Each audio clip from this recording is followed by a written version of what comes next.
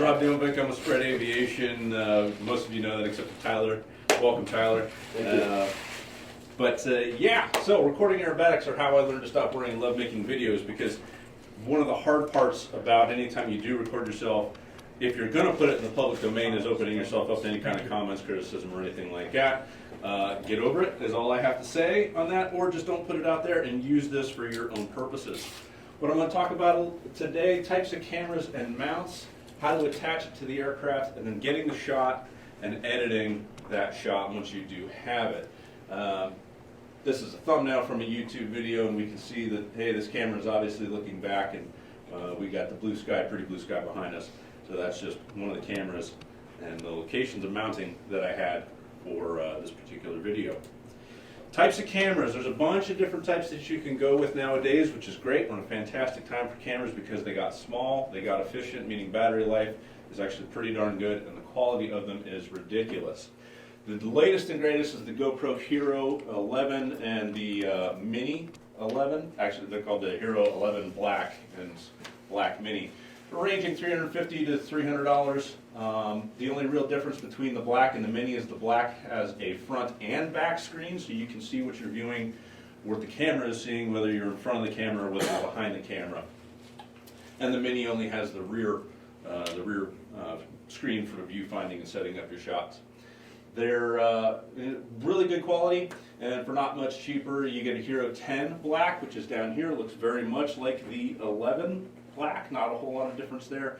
A couple sensors changed, video quality got a little bit better, battery life got a little bit better with the 11, and the price difference of about 30 bucks, I don't know if it's necessarily going to be a game changer or a breaker if you can't do the 10% on that. But you could also find some 10s, 9s, 8s, and 7s on eBay, and all you're really sacrificing there is a little bit of battery life and a little bit of quality. But if you can tell the difference between the quality of certain cameras, awesome. You got a better eye than maybe I do. And a lot of what you're seeing is going to depend on the quality of the display that you're viewing the media on as well. So if you shot in 4K and you're viewing it on a 1080 screen, you may not see the crispness that you get with that extra resolution that you recorded, but somebody else would. Here on the table I do have an example of a 10 Black, and I also have a Max 360 cam. So we got our Max 360 here, $399 is your base price. Does come with battery, and that's about it. Does it come with a memory? I don't believe that any of these come with a memory card. I believe I bought others separately. Okay. Now, to talk a little bit about the accessories, the new cameras are all USB-C, which is nice, so you can go to a modern standard for charging.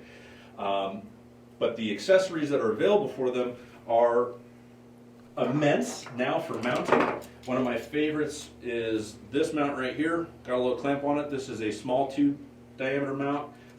This one will actually go to rather large tube, very adjustable. So this is a Ulanzi, and it has a 3-inch extension here, which is also, if you loosen it, it can articulate to many different angles. I have it cranked down because I don't want them to go anywhere, but you can manipulate them around and move them so the camera can fit into tight-ish spaces. Also suction cup mounts, so this can go on canopy, but not the really curved part of the canopy. It can go also flat surfaces, smooth surfaces, anywhere that you can get a good suction. And then once you have it down, you press it down onto the surface, and then you flip the tab, which then pulls the center of the suction cup in, creating an even stronger grip. Does that work at HEs? Inside the aircraft, yes. Okay. I am very cautious about mounting anything outside the aircraft, but talk about that here in a little bit, in a little more detail. Want to mention SD cards, because if they don't come with them and you just went out and said, oh, I want the biggest, baddest SD card I can get at 256 gigs or whatever of storage, you may get one that isn't reading and writing fast enough for the camera that you have. So there are actual read-write speeds for these cards, and it's best to Google a list on what all these are, but I think it's like a V60 Type 2 or V30.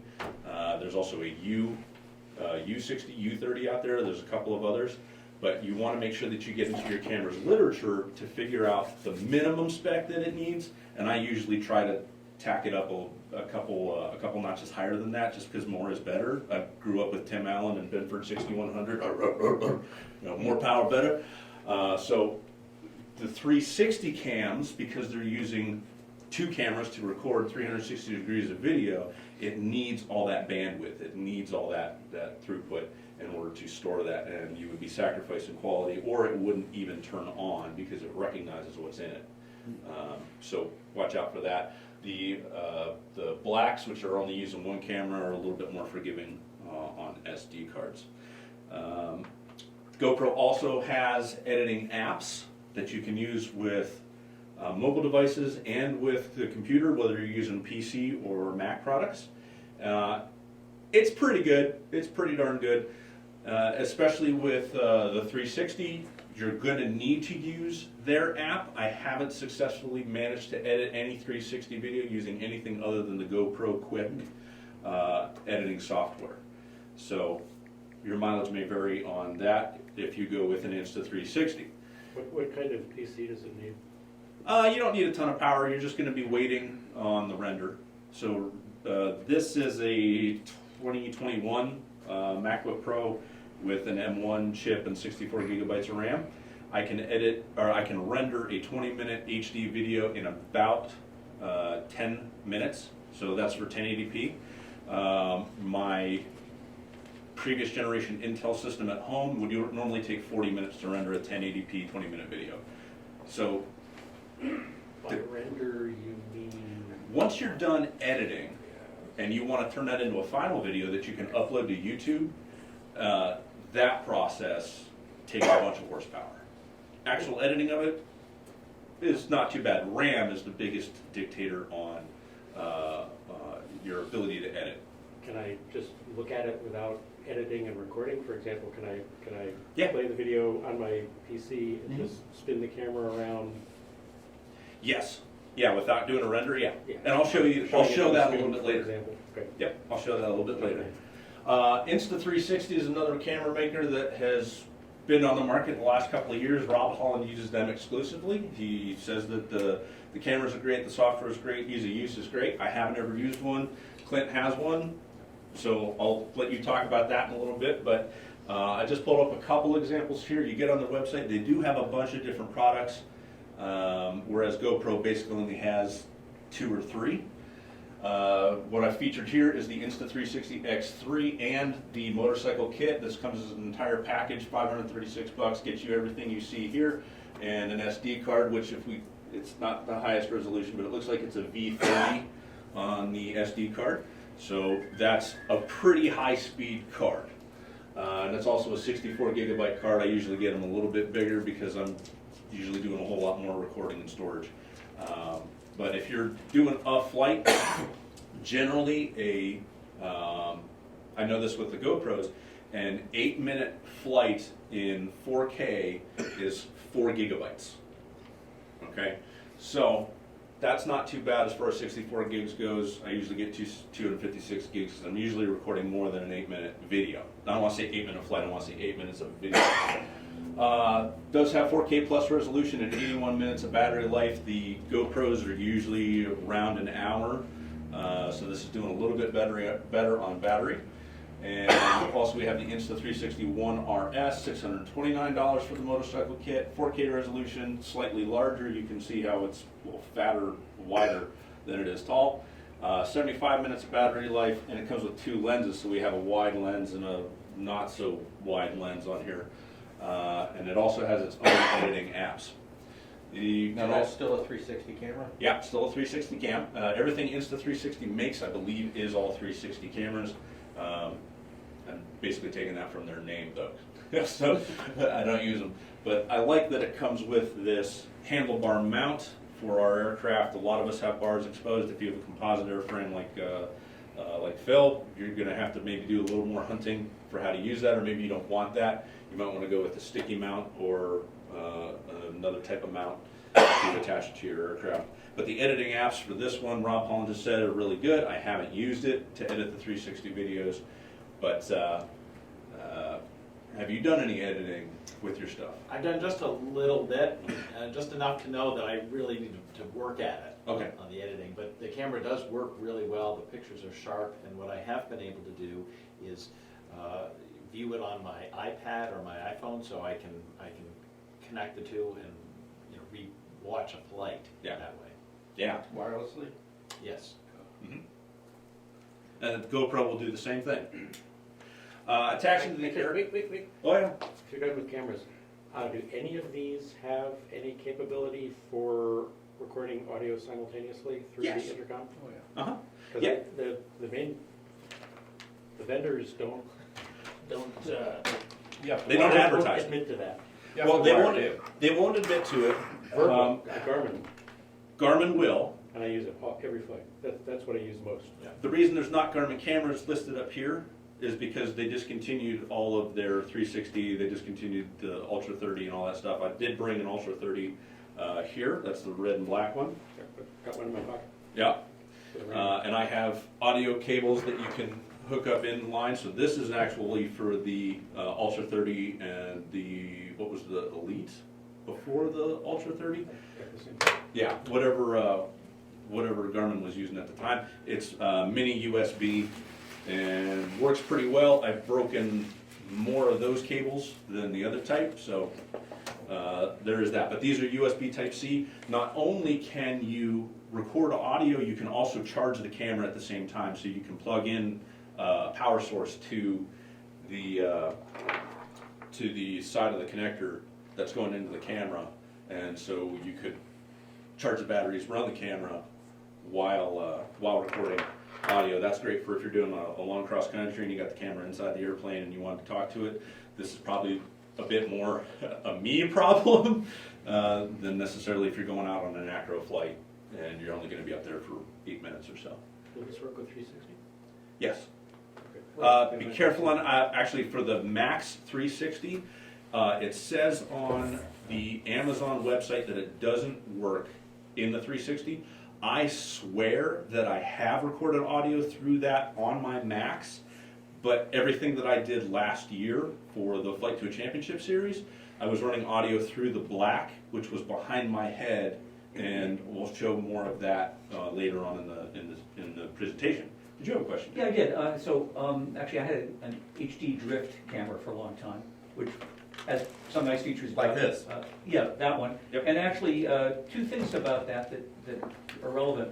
So one good feature on that is actually had a little remote control thing. So if you mounted the thing up in the front seat, you could actually remotely actuate it. Yes. And I was just curious whether you might comment on that. The other thing that was the not so good thing about it was the way the screen is mounted and the lights are mounted on it.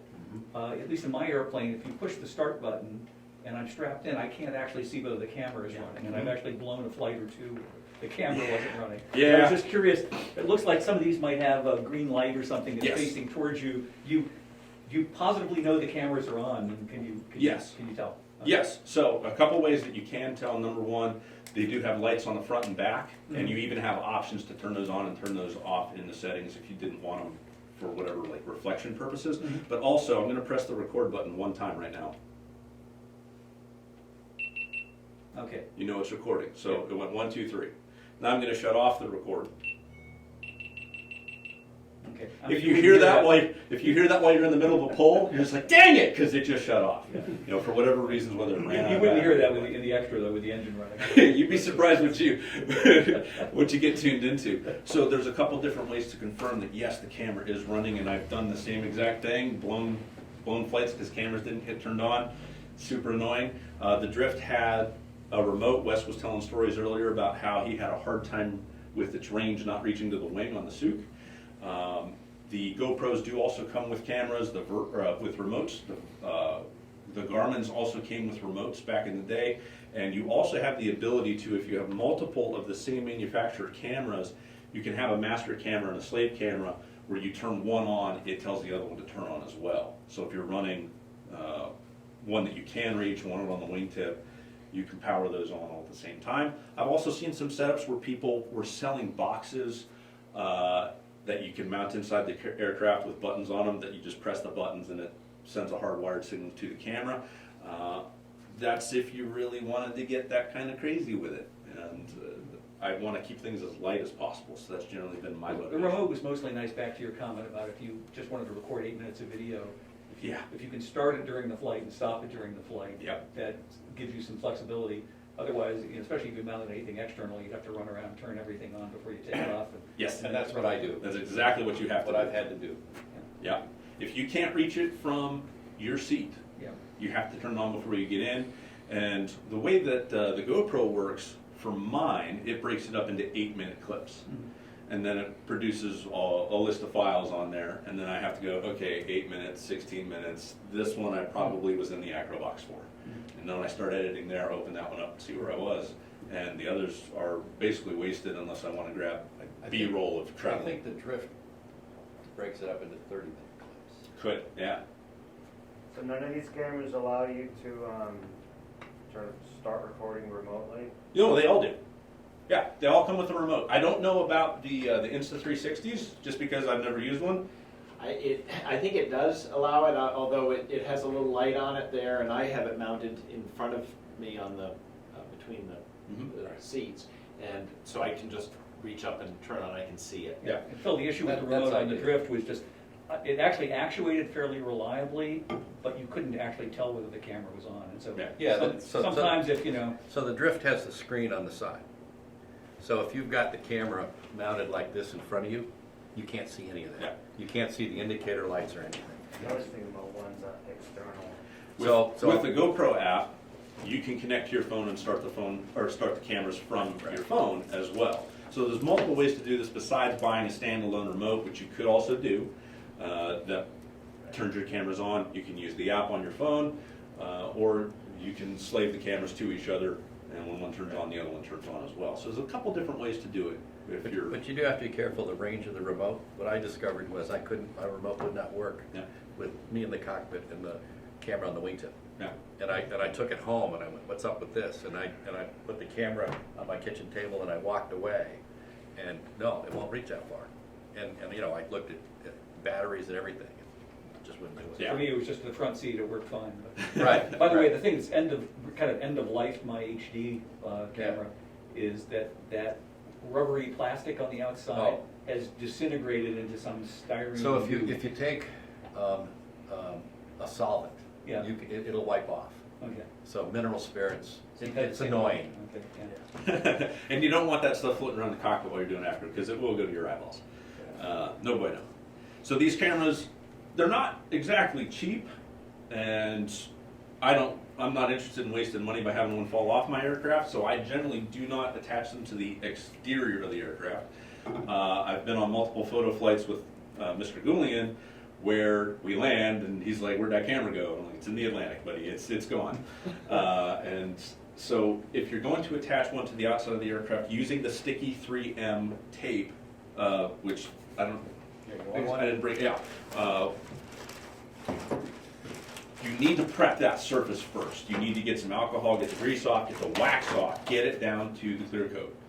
And it will attach very well once you Yes. peel this off to that. But if you don't prep that surface Right. and prep it very well, you're probably going to lose that camera. You're at least at a higher risk of losing that camera. I know that, I've got 4 on my airplane. Yeah. And I've been flying with, in my case, I have to have the camera external. I tried it in the cockpit, it doesn't work. yeah. Can you ever get those things off, or are they? Yes. You can, but it's not easy. And it's intended to be not easy, Mhm. but they will come off. Yeah. So prep that surface real good, or use something like the Rocksteady mounts, which actually attach to a hardware point that you already have on your aircraft. Usually one of the screws for the cowling or something like that for our extras, but something strong. I don't want to lose a camera, you know, for whatever this costs, which I don't think it was very much. It's a nice security blanket to make sure that you protect your investment and bring it home. You're not going to be able to record any audio unless you've run a really long cable out there, and in some cases I'm not so sure that the external mounts provide all that much in terms of feedback for the pilot and what they're doing. What I do mostly is on the inside of the aircraft. We just had the example, Wes brought out of the 3M mounts. These are standard GoPro with a GoPro base. The industry has pretty much gone to this mounting as the standard. Garmin tried to get their own back in the day, and it was all right. I mean, it worked for the Garmin stuff. Just nobody else was using that, and so if you were using multiple platforms, you had to carry a whole lot more stockpile of parts. But the suction cup mount, there's cheapo ones. I think this one cost me $10, and it is still the GoPro base. The problem is once you hook up any kind of mask to this cheapie, it wiggles. And so in your aircraft, which vibrate, you'd get back your video and it would just be horrible, unusable. So this is a get what you pay for kind of scenario. I actually had to find this in a bag that was buried somewhere in my shop because like I never wanted to use this one again. Whereas the GoPro mount is much better, much beefier, stronger, more solid, very rigid, and not a lot of flex there. This one has a mount that I've not seen really anywhere else. There's a ball in here with a whole lot of friction in it, so you can have a little bit of articulation forward, back, left, and right, but you can also swivel it. And then the new bike mounts, where did it go? I don't know my small tube. So the GoPro mounts have a little wrench that comes with them. Oh, really? And I discovered that in order, You have a wrench I don't have. okay, so this is what I used for the video that you saw a Yeah. while ago. Some people didn't see this. But this is mounted behind the canopy in the airplane, and some idiot put the stick on GoPro out right behind the comm antenna. So in order to get the camera to one side of the comm antenna, I had to articulate a little bit. Yes. It took a couple of tries, and I had to really crank down using this little wrench. Yeah. These thumb screws. And that's what it took. But this is steady. But Yeah. it required this wrench. Yeah, once you get that tight, once you get these tight, these are actually really good. And they also have a Phillips head screw inside, so if you don't have that wrench that I didn't even know existed until just now, you can use a screwdriver in order to tighten these down or loosen Finger them. tight is not good enough. No, it's not. You need some torque on these, especially under hard acro. Cross country, you can get away with it, but yeah. So this is just a whole bunch of 9090s put together, stacked up to make a ladder to make it as tall as I need it to be. This is the small tube bicycle mount. It does have a pivoting top. There's a little catch here that you push down on that, it releases a pin, and you can pivot that 360, which is pretty nice. And this is the small, lower profile version. This has the longer arm on it, but you can get them in kind of both flavors.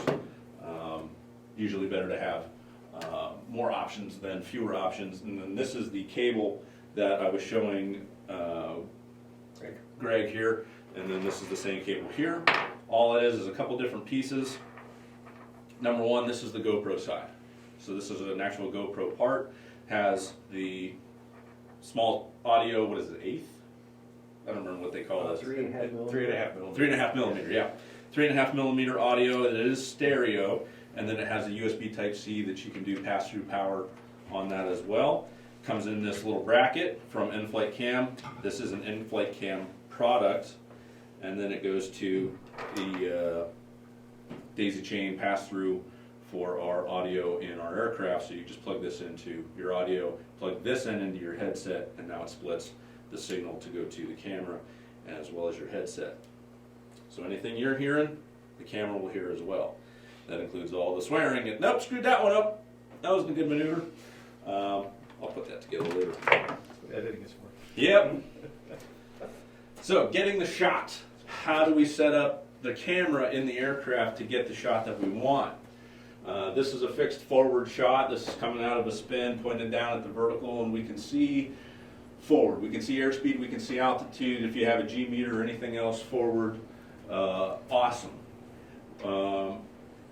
In this one, it's kind of useful because I do have a front stick in the aircraft, so I can see what the control deflection is, what the stick deflection is. Oh, that's neat. But what I can't see is out the wingtip. I can't see my 45s, I can't see my verticals. tough to see that kind of stuff. So this is the Hero Black fixed forward, and some usefulness. Have you seen the ones that I have done in the Eagle where I point it 45 off to the side and you can just barely see forward and just barely see the sighting device? Yeah, so that's semi-useful. Marginal, but you can see both at once. Mm-hmm. It's not aligned with the sighting device because your head is there. Right. We're always going to have parallax with this, no matter what. This is a wide-angle rear mount. This is, again, the black. This is mounted behind my head on the hoop for the extra, using the small frame, the small tube bicycle mount, and it's tucked up in there just as tight as I can get it, and then shooting as wide as I can get it. This shot does a couple things for me that the previous shot does not. Number one, I can see my wings, I can see my ailerons, I can see my head. If I can see my head, I know where my eyes are looking during any particular maneuver. So now I can go, okay, was I looking in the right spot? Why was I not on that 45? Oh, I looked away, or I was going to do this vertical, but I started the pull and I just kept looking forward, and it's like, oh, where's the vertical? Oh, I wasn't looking over there and I missed it, and I got a bunch of deductions. So this is slightly more useful than seeing forward, but what I am losing is I am losing airspeed, I'm losing altitude, I'm losing the G meter, I'm losing a lot of those. This shot actually also helped me determine that I had some rod ends that were a little bit loose on the extra, because when I was in pulls, I could see the ailerons going like, ooh, that's not good. So it had its uses, but mainly what this shot was, or what this camera location was getting me, was the audio. So it was a place for me to put the camera that was out of the way, that I could hide the cables, not have them interfering with my movements in the aircraft, but it was also on the camera that had the best battery and would still capture the audio for the length of the flight. This is called the Hero Shot. Doesn't really do anything for you. This is social media pretty much only. This is the one that gets you flattered. But you can see your rudder deflections. An elevator. And well, not on the 300 as much, because it's got a little tiny elevator. Your airplane, yes, you've got a massive elevator. And the pits guys use this also, for the same reason. Yep. So you can see some control surfaces, you can see attitudes of the aircraft, but all in all, this is talking to the camera mount. That's all this one really is. This again was shot on the Hero Black. This particular mount, I had a compass on the center dash, just on top of the instrument panel, and it had a flat side to it, so I stuck a mount right there, and that's where the camera went for that one. This is from the 360 cam. Same mounting location, but what do you notice about the tightness between these two shots? This is a much wider field of view. I can see a whole lot more with this. I got control surfaces, sighting device, horizon, stick inputs, my funny faces that I make and stick my tongue out when I'm flying the airplane. These are the weird things that you find out when you start filming yourself when you're flying. You don't know what your face is doing, and you start watching, you go, oh man, I can't put this online, I'm gonna get roasted. But this is from the 360 cam. At any point in this shot, I can zoom this out, I can zoom it in, I can move it around to different areas. I could have, like you were talking about, but better, I can have me in the left side of the frame and the nose of the aircraft in the front side of the frame. It's a little bit distorted, but the software actually has ways to take some of that curvature out, or at least move the distortion around to other areas. But this is about the best fisheye lens that you can get. So depending on what your purposes are for what you're filming, why you're filming it, and for most of us it's self-critique, I think the 360 cam is the best tool, because you can look multiple places at any given point in time, freeze it, move it around, and say, okay, where was I in the box? Look down at the ground. Where was I? Where was my head? Okay, moving on your face. Where were the elevators reflected? Where was the aileron deflected? And you'll talk a little bit about how you edit those different views into a finished video. Yep. Yeah. So for the 360, Uh-huh. 360 and azimuth, is the video quality is about the same? So yeah, the 360 cameras, the max is recording a 5.7K. Now what that really means is, if you had a 16:9 square, it would try to pack, not square, but 16:9 rectangle, it would try to pack 5.7 thousand pixels into that. So wherever you're moving that 16:9 frame around, it's going to try and put 5.7 thousand pixels in there. Are these cameras recording all 360 simultaneously? Yeah, the throughput is huge. I'm thinking more of like the optical quality with 360 and azimuth. How many lenses does it have? 2. Yeah. So, like the two primary are the same quality as perpendicular to it? Yeah. So it's a big old fisheye, and you can see the stitched line where the two come together, but for the most part, the software does a pretty good job of taking that stuff out. There's a little bit of kind of jagginess every once in a while as the AI is trying to figure out, okay, which camera do I want to use at this point, and it kind of switches. But if you got the chance to see the Flight 2 Championship Series, that was all shot in 4K, and then I dropped the resolution down in the final edit to 1080p. There wasn't any point in doing the rest of the edit or uploading it to YouTube in 4K. The problem with YouTube compression for me, I just haven't been able to get it to look like a decent product, and every time I did, it looked weird.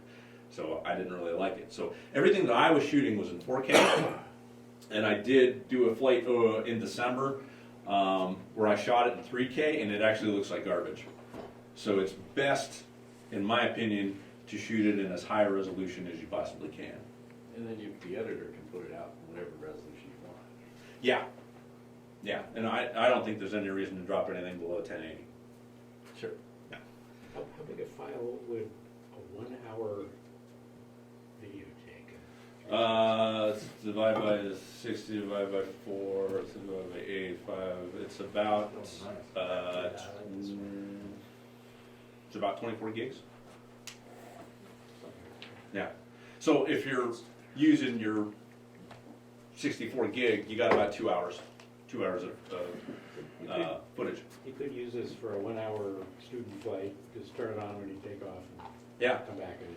And it'd be to your advantage to have multiple memory Cards, SD cards. cards. Yeah. So that after, if you had back-to-back student flights, you pull out an SD card, label it, set it aside, and put in the next one. Mm-hmm. Yeah, and I recommend the 256 gig or bigger it gets you the most opportunity to store more and more information and less of an opportunity to run into the, hey, you hear the 5 beeps because it ran out of data. So where'd it go? It keeps semiconductor people employed too. Yeah. There you go. So this one, this is a backup. This is a 256 gig. This is a V10. So it's not even in the 60s. And So they're this one I cheap. would only use in the They're black. cheap now. They're pretty cheap. I mean, what did that cost? This is probably $60. This one. Yeah. And for the bigger one, I don't want to say bigger one, but for the faster one, they're almost 100. So this one, I have it labeled as 10, but it only goes in here. So this is a V62, and I don't know. You've seen SD cards before, but this one was about $100. I don't want to get on camera. So the question becomes one of, Anybody want to say? do you actually review that entire flight? What I want to do is go back to the hangar, Yeah. take the camera out, connect it to my PC, and walk through the flight and say, okay, Right. we're doing loops, so you're looking ahead here, Yeah. and then swing the camera over. Okay, you're looking over at the wing here. Now you're looking forward, and So- looking up, and depict with the camera view where Sure. you want them to be looking. So my through. point Oh, is wonderful. you go to an hour in the airplane, and you then do an hour debrief and charge for that, Yes. you know? If I do an hour, I charge for an Yes. hour, but yes. Yeah. So I mean, the I'm not cameras. sitting there going through the whole video. It's just Yeah. picking out specific Highlights. items. Yeah. The cameras have a weird functionality feature, I don't know, where if you connect it straight to the computer, it doesn't like to talk to it. The GoPros, from my experience, are best if you pull the SD card out, connect it to an adapter, connect it to your computer. The camera will charge off the computer, it just doesn't like to talk to it. It's very difficult to access the files. The apps that come with iOS devices, and the iPad has one as well, can look at the card, can look at the card in the camera, and download the footage I just did an 8-minute video. It took me 3.5 minutes to download over Wi-Fi. They connect to each other through a 5G connection, and then you can edit it on there. The other interesting thing that the camera is doing is it's recording the full scale video and then a low resolution video as well. I haven't quite figured out the maximum utility of that, but it's like a 480p version of the 360 and everything that you got. And it just makes for faster editing, but you lose all of the quality of what was there. So if you're just looking for a review with a student and something to look at quick, you could use that version. I just haven't found a reason to use those. This is with the Insta360. This is with the GoPro. GoPro, okay. Yep. So my Verb 30 takes it, when I always download it to a PC with a cable Yeah. afterwards. I've never even tried Wi-Fi. It takes a surprising amount of time. I can have an hour flight and it will take sometimes 30 minutes. Yes. Because it processes it as it sucks it into the Verb edit software. Yes. If I can just copy over the MP4, but then I lose all Garmin's GPS and accelerometer data, So you, which is useless, but it looks good. sometimes yes, because the engineers, I had a conversation with them, they only understood acceleration as a car. Forward and back and lateral. And there is aviation G in there, but its orientation is wrong. Its baseline is 0. And I'm like, guys! It's always positive, yeah. Yeah. So they were no help. And I think that at the time that I was having a conversation with them, they knew the product was being discontinued, and so there was not going to be support for it. Question. Yeah. So, Oh, hold on. Your slow download is mainly because mini USB has a Right. bandwidth limit. right, It can only pull it off the camera so fast, which is why I recommend pulling the SD card out and putting it into an adapter that's Type C, because this bandwidth limit is much higher. This is like 6 gigabytes per second. I've actually just tried once taking the card out and sticking it into a laptop port and couldn't quite figure out how to get it to work and never went back to it. Oh. was it a Windows laptop or an app? Okay. Because I have two questions. One is, Didn't spend time. you're on it. saying that I can't plug the camera into my Windows laptop and just download the file, Right. which I know that they've changed the software in the last 6 months. So like, for instance, now I can read my iPhone, which I could not before. See, iPhone went back and forth because I used to be able to access the iPhone through Windows Explorer, Yeah. and then for a couple of years I couldn't. And now I can't. Now you're saying you can again? Yeah. Okay, that's interesting. Not sure what the motivation behind all that is, but you know, whatever. But yeah, be aware of what the limitations of how you're connecting and the speed of that are to your system. And being able to, the Garmin can also play back through Wi-Fi to your iPhone. And you would just basically want to make sure that you were powering the device at the time to make sure it didn't shut off. Actually, I think my problem is the actual processing of the Garmin edit software, because I can transfer it directly with File Explorer, whatever it is, and it'll take 10 minutes for a 10 gig file, but when I suck it into the edit software, it's like 20 or 30 minutes. I think you're right with that. That's because weird. I've got the Garmin It's- Verb XE, Uh-huh. and it shows me how quickly it's moving the file onto the PC, and then also the optimizing, they call it. And Yes. It's And I don't optimize. optimizing after it's on the computer. I don't That takes optimize. a long time. Yeah. Okay, so you just bring the raw. Yeah, when I was using the Ultra 30, I just stopped optimizing. I couldn't tell a difference between footage that was optimized and footage that wasn't. And I'm like, if I'm sitting here for 20 minutes for something I can't even tell, why am I doing it? The really nice part about what Garmin was doing was if you could get it to work right, was the data, was the GPS data. I used to run that camera just for that and a GoPro, and then in the Verb edit software, I would create the video, put the overlays that I wanted there, then I would delete the video, put in a green where the video was, but leave the overlays, and then export that. Then I would chroma key the green out and put the overlay now over top of the GoPro in the final editing software. Yes, it was! So I stopped doing that. So what did the GPS data get you? Altitude, ground speed, Sort of. yeah. So it had GPS altitude and also had barometric altitude. That does have a little Oh, does it? Android wafers or something in there. I'm not sure how it does it. The G meter actually is more responsive Mhm. because it's electronic than a mechanical one. Mhm. It's quicker, it's like 10 per second. Mhm. I can watch the two and it'll go up about, 0.3 G higher because it gets Yeah. the peak that gets washed out in the mechanical. Yeah. So that's a 10, But I think it's a nobody 10 hertz knows G meter. that, so, yeah. Or at least the data on it is 10 hertz, which is pretty darn good. Oh, it's a GPS. It's a 10 hertz GPS tracking. And I think the G meter was doing the same thing. The It's close. problem was you also had to have the camera oriented just right for the G meters to work accurately. It wasn't multi-axis. So like, yeah. So that was super fun with the Verbs. And that was great when they came out. But the problem is we're talking about the Verb Ultra 30, which is now a 7-year-old camera. Yeah. The sensors are old, the batteries are old, it's not supported. Well, another thing with the G meter is everybody's used to the mechanical, so the information you see on the electronic is kind of useless because you don't know what to do with it. Yeah. Yeah, okay, you got this little spike there, and when you do And your if pull you- on your snap, it's actually a little higher than Cassidy says, but Cassidy didn't have an electronic. And how do you relate that back to your next flight? My sense is that I can't relate a number to how hard I'm gonna pull the stick. What I can do is I can learn to be consistent with the stick, and then maybe I can look and see how many G's I'm pulling. But I have to do the first thing.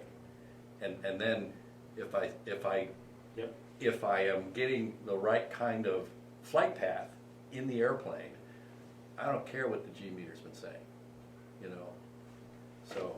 Yeah, I mean, At the end, it's kind of. I find just between the feel in your butt and the way things are happening and the speed that you'll do a maneuver Right. consistently, the G meter comes out. the I mean, same. I would like for it to help because in my airplane, I can't tell G's. By the time I feel G's, the number's 8. Nice. Well, you know where 8 is. Oh, yeah, It's exactly. the only number you need. It kind of is. The airplane's happy going around the corner at 8, but I don't have any way to tune it. Is what you feel, is that an artifact of how you sit in So such a I'm reclined position? leaning back 35 degrees. Right, so I don't feel like I don't feel G like I felt in the pits. Mhm. Where you're sitting upright. I have to be careful, because if I move the stick like I would in the pits, I would hurt myself like Dennis did. So I move the stick probably no more than 5 inches, and that's 8 Gs. So, Sweet. So here's a 360 shot. This was shot out at Nationals, and this is the, what do they call this? I forgot the software name. This is Garmin's GoPro Player. Not Garmin, GoPro's GoPro Player. And this is what we'll view the footage as well as edit the footage for the 360 cam. Now, so there's a couple different ways that this works. I'm just going to hit play here, and we're going to see what the camera does. Camera sitting in the airplane, you can see as the aircraft maneuvers, the image is basically still. For a motorcycle, for biking, jogging, hiking, that's not bad because it's level into the horizon, and we as human beings are generally moving around with the horizon, with orientation of the horizon. In the aerobatic world, it's a little bit tougher, and I want the camera to follow me. So it took me a really long time to figure out that you could shut that off. that was the next question. So coming down here, we have world lock and horizon level. I shut those off. Once I shut those off, those same movements that we just saw the aircraft make, the camera's basically going with. So that's all in post-processing, you edit that? This is live right now. So like, this is an unedited, this is a raw 360 file. Right, so you change the settings, the leveling and stuff after you already shoot it though? Yep. And now I can click and grab on the screen and move the camera around to wherever I want it. That's cool. I can zoom out, and now I can see the front of the airplane and the back of the aircraft, and I can change the orientation. out? No. Okay. Oh, wow. But that's pretty useless. Right, yeah. I think that's the thing they just shot So down what's at full- 40,000 feet. Yeah. So what's fully, Looks like you're in what's outer fully space. zoomed in? Fully zoomed in. Okay. So here we can see the stitch line Oh, yeah.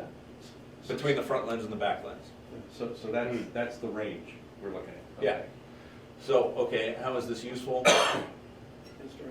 Right. How's it for elevation? Altitude? What do you mean? Well, Three- when three- 360 360. and azimuth, what about Yeah, up 360. overhead? So this is looking straight up. This is looking straight down. What do we see here? Stick. That's the Okay. GoPro mount. So it's not quite in line with the center of the camera, but you can see how the camera has actually erased because of the stitch line where the camera's mounted for the most part. So that gets the next question, because you see these 360 cameras advertise an invisible selfie stick. Yeah. And that's how they.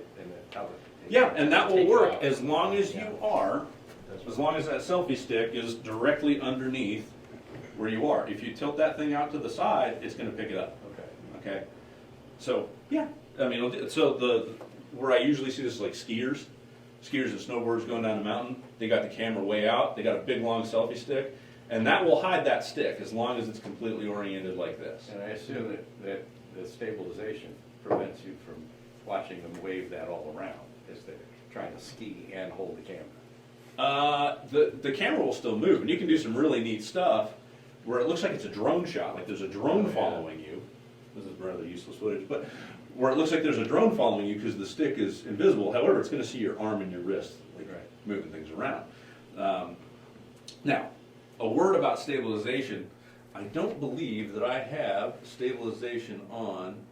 I guess it is. I hate the stabilization. The stabilization, how it's working is if it's shooting 4K, the camera's always taking 5.7. It's always taking Right. something wider. So as you maneuver and manipulate and move the aircraft around, the image will stay, Right. and then it'll kind of lag into it and snap to, and then it'll kind of do the same other thing. So if you're doing a crisp, boom, boom, Right. it will go, Hmm? I see that on video. And it does this weird thing, whereas if you shut that Right. stabilization off, it just stays with you. Right. Okay. It doesn't do a ton for vibration, especially the vibrations that we're making in these aircraft, which are small in magnitude but frequent in happening. I guess that's the definition of frequency. But still, okay. So how do we turn this 360 degrees into something that we can use and something useful? Now, number one, you have to figure out your shot. This was mainly a default that I would use. Being able to see the front of the aircraft, me in the back, out the wing, sighting device, horizon, all that kind of stuff. If I show this example, I love that view. got to remember where my cursor It's like they're is. flying in a kiddie car. Where did it go? There it is. Now this is mounted outside the aircraft with, how did I do this? The world lock and the horizon level were turned on.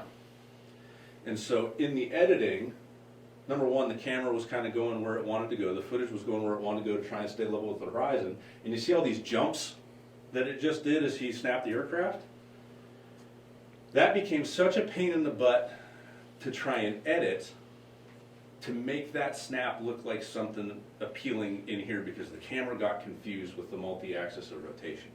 So every time the camera points to a new direction and a new location was actually done in the editing, like this shot right here where it's now looking down at the ground, that was done in the edit to make the picture, to make the image go there. Now the aircraft rolls around it, shows back up. Awesome. So you're actually scrolling the thing to keep the ground in the same place on the screen? Yes and no. That's the hard part. So So that was a hammer, right? I have no idea. Probably. Okay. And that's, again, like if we're trying to use this for training purposes, what was that figure? I don't know. We'll read the arrest. And that's why, right, you need to read the arrest. Right. So in the edit, I had to learn what a keyframe was. Okay? Keyframe is basically you telling the editor have the camera in this spot at this zoom at this time. And then the camera will do the rest. And that button was right down here, this little keyframe button right here. They call it reframe. Every other editing software you may use is going to call it a keyframe. So I've got this shot right here, and if I advance this, I don't know why I did that. Oh, because I didn't actually set the keyframe. Okay, there. Now I've set it. I'm going to advance this 5 seconds, and I want the image to go, instead of being this forward view, I want it to be a rear view during this. For whatever reason, I'm just making it up as I go here. So now we're going to, boom, keyframe. So now there's 2 keyframes. So the camera starts, it's looking forward, because that's where it knows it needs to be next. Now, it pans to behind me, and now it's going to stay there.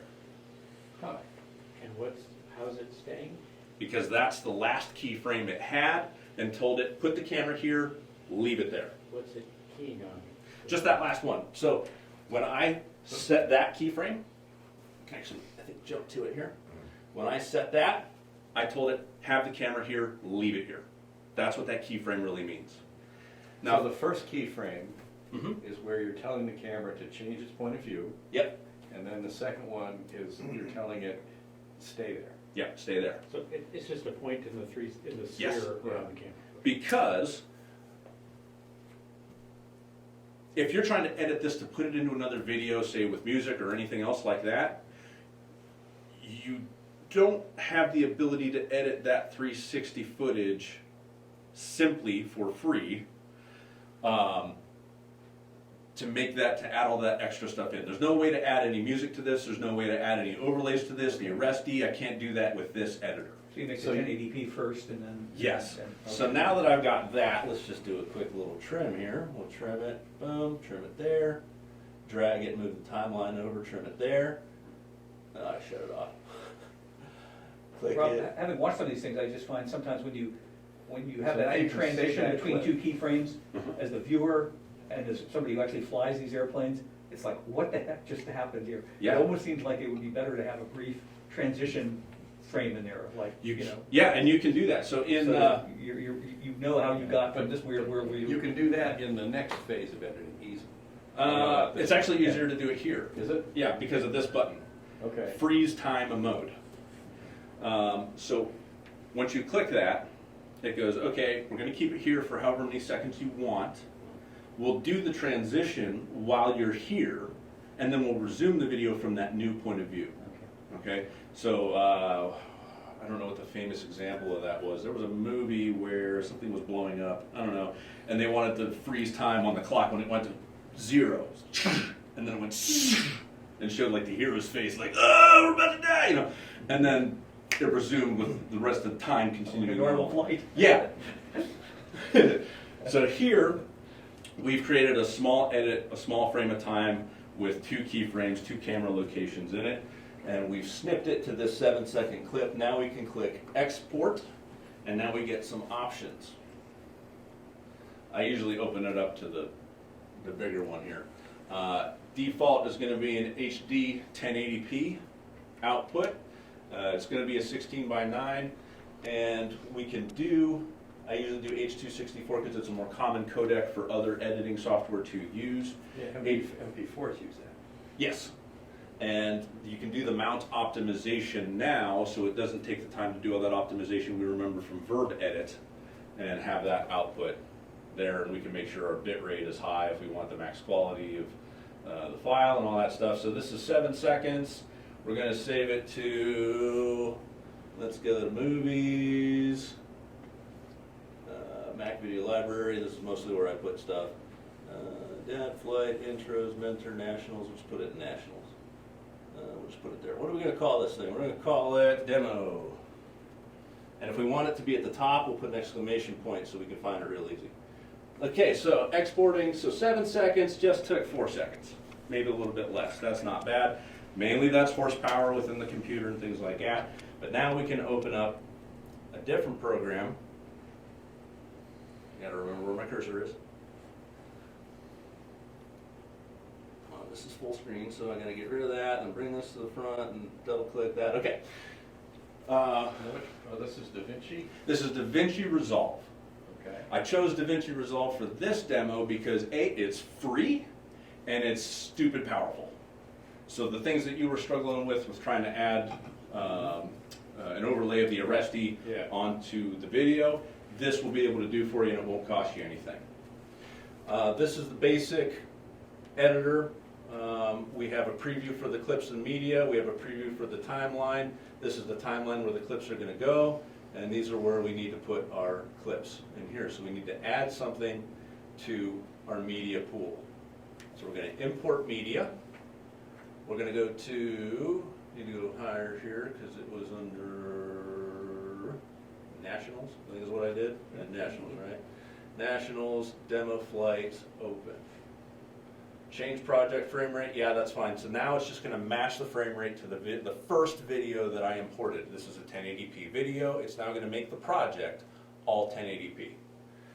Now that it's in here, as we just scroll along it, we can see what's in this clip just by moving our cursor along it in the preview window. We can either right-click and add it to the timeline, or we can cancel, go away, or we can just click and drag down to the timeline. And you do the same for music too. Yep. So if I wanted to add music to this, import media, gotta remember where my music is. Is it in documents? Yeah, I have access, that's fine. I haven't been using this. Now, does this give you multiple timelines to add this stuff to, or you just overlay it on Oh no, so yeah, there's multiple timelines here. Okay. I can't remember where my music is. Well, that's okay. Yeah, but anyway, so this is video that's track. Video 1. Yep. Let me zoom in here. It's only 7 seconds, so, oh, plus, okay. So now we're zoomed in on it. We have video 1 and audio 1. Well, what does audio 1 sound like right now? Probably cockpit sound. It's engine and Yeah. wind. Mhm. You know, that's all it is. Well, that's not really useful. So here we would add in, if we wanted to, we would add a track, and we're just adding audio, but this is probably also going to add video. So we have video 2, which is where you could put photos, overlays, another video, if you wanted it over top, if you wanted to sync videos between 2 different sources.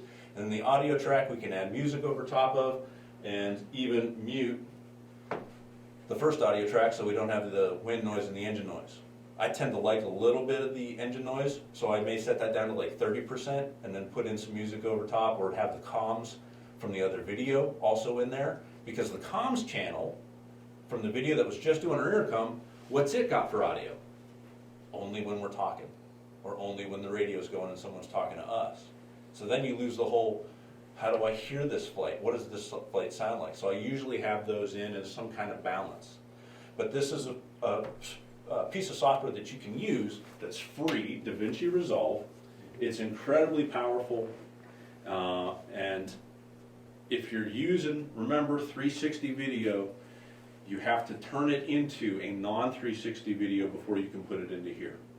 If you're just using your 360 video for teaching or critiquing purposes, leave it as a 360 and use the GoPro player and move it around however you want.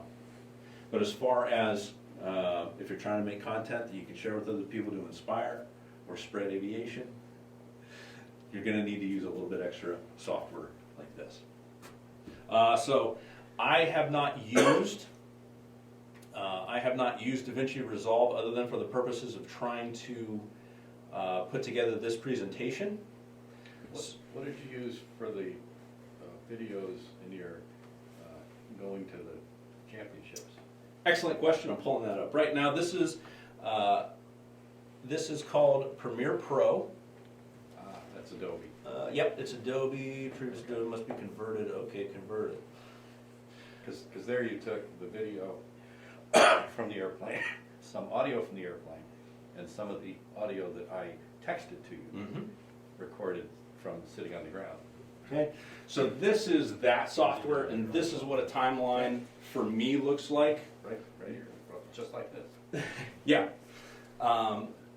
So with this particular flight, I have actually 4 video tracks that are hard to see right now because of how this is set up.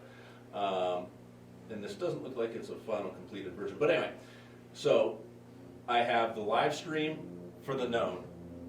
So this was taken off of YouTube and the IAC's YouTube live feed of the flight.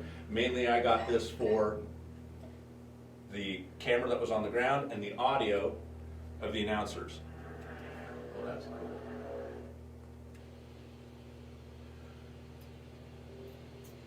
They'll talk sometime, I don't know. Off program for Rob, that's raw or figure two. Let's see what happens next. Yes, figure two, pull vertical. Thanks, Jim. But for this one, there's 2 video tracks, 2 different videos running using the audio from both. And occasionally, I have another little text thing there, so we see the free unknown program 1 is put in there. And then the last thing that usually I have in a 4th video track or even a 5th video track is the Spread Aviation logo.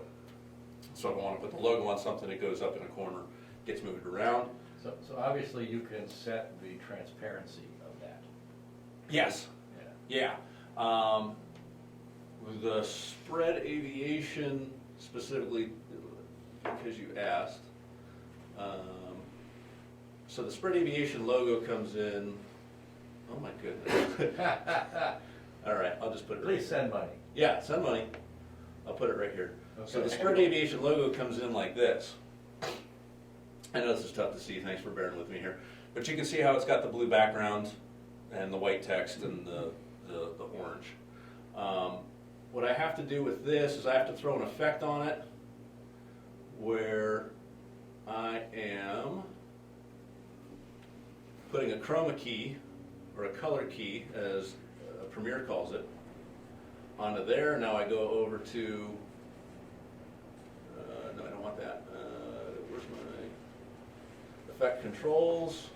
Come down here to the keying for the color, grab that. Now it's set the color to that blue that's in our background. And then I have to, where's the curve? Color key, color tolerance. I need to bump that up, and boom, the blue just disappeared. Oh. Now I can move that around, and you can see there's still a fuzzy little border around the orange there. If I change that tolerance, it goes away, it comes back, goes away, it comes back, and so I can kind of fine tune that. So in order to put that on there, I then have to grab its position and move it where I want it. Oh, it's not letting me. All right.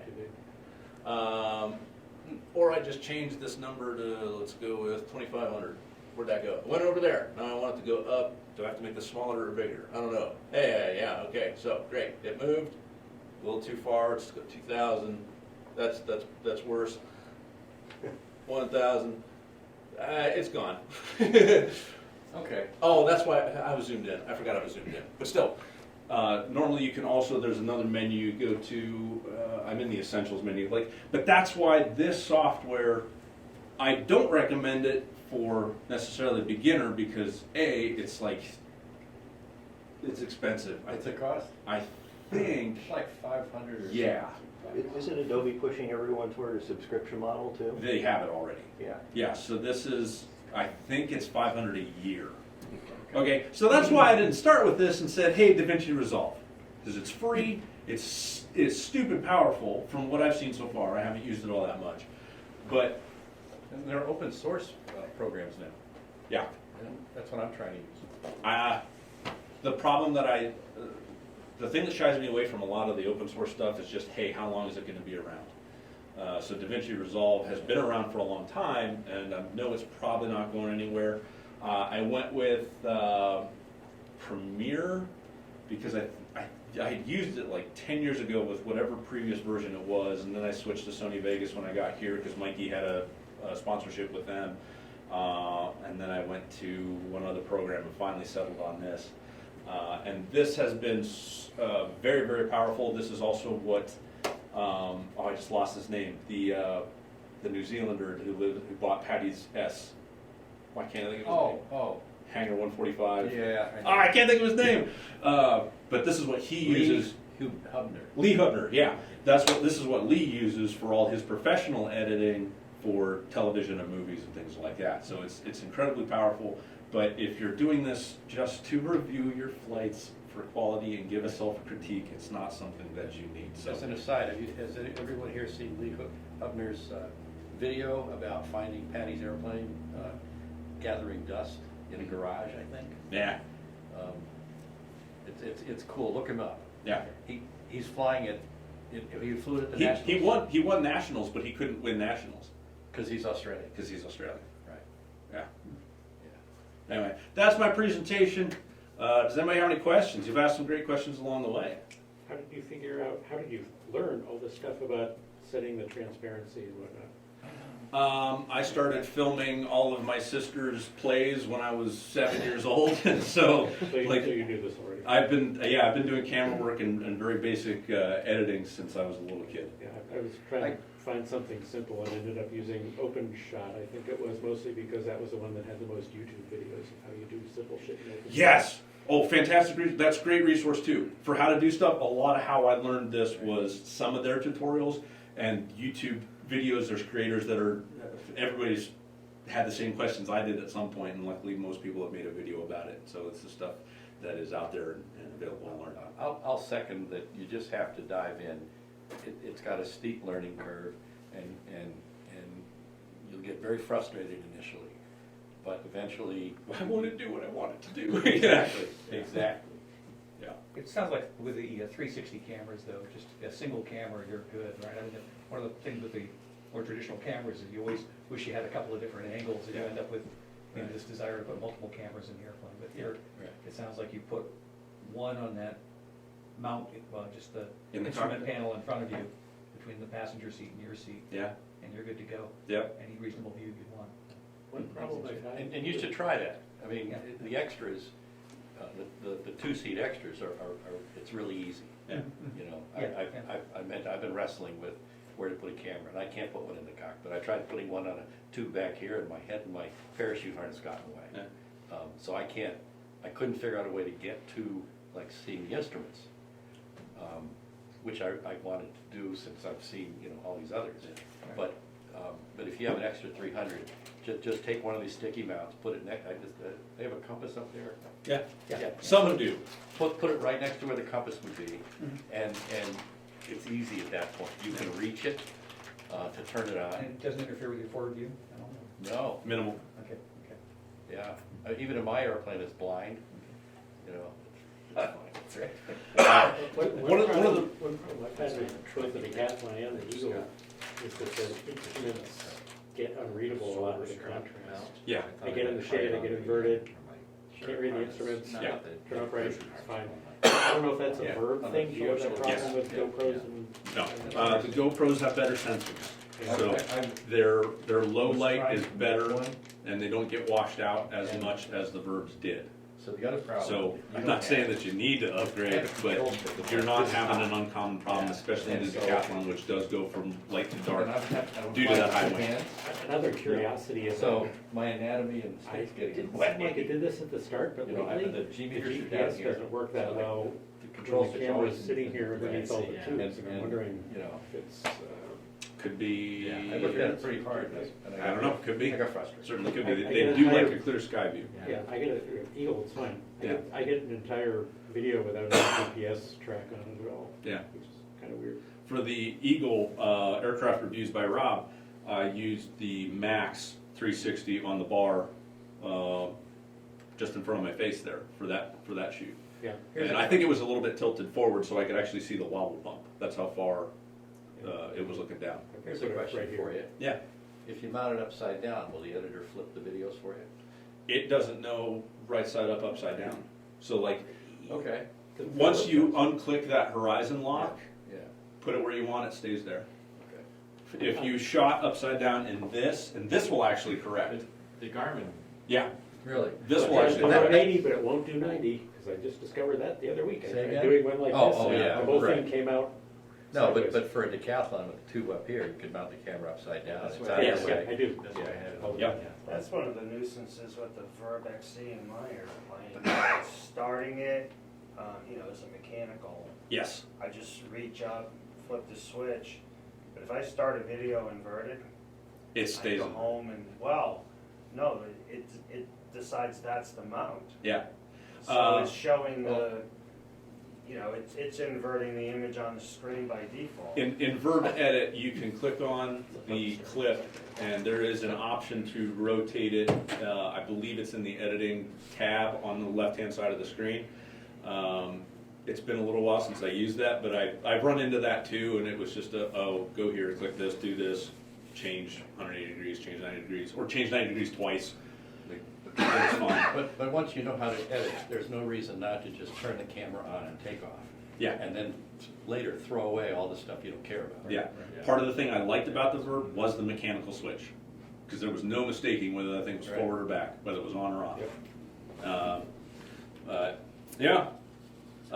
So one other really useful thing for the cameras was flying with a customer in an extra many years ago now, and in the front hole in the instructor seat, you can't see them like you can when you're in the back seat of the decathlon. You can't see the student.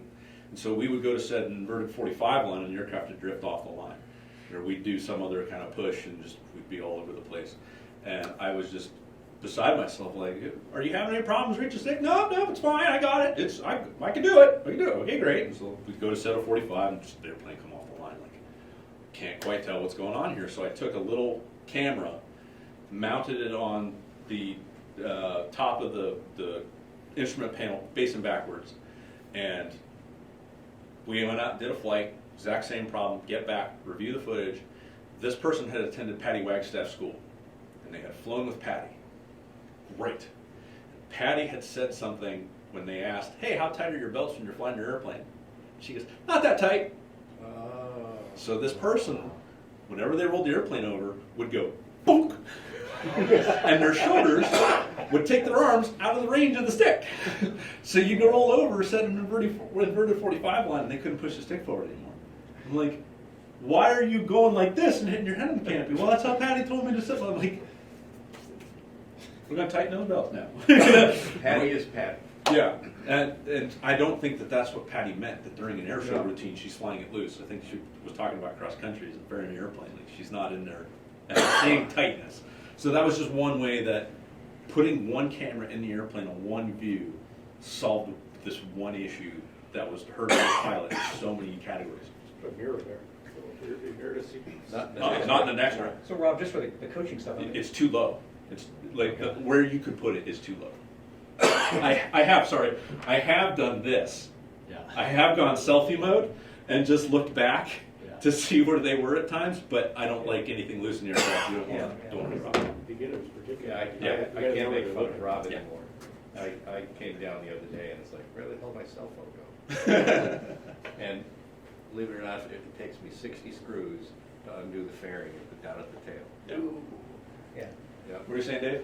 Oh, no, I was just gonna say, it sounds like the 360 is really worth it because, you know, your beginning part about looking forward's only marginally useful some of the time. Yeah. Even though you call it hero shot, I actually found overall that I like the videos looking back, not because I get to see myself, but because you can actually see the attitude of the wings and stuff. So if you're pulling and you want to make sure you're not dropping a wing, you can see all that stuff. Yeah. So overall coaching value the most. Yeah. Occasionally you want to look to the side.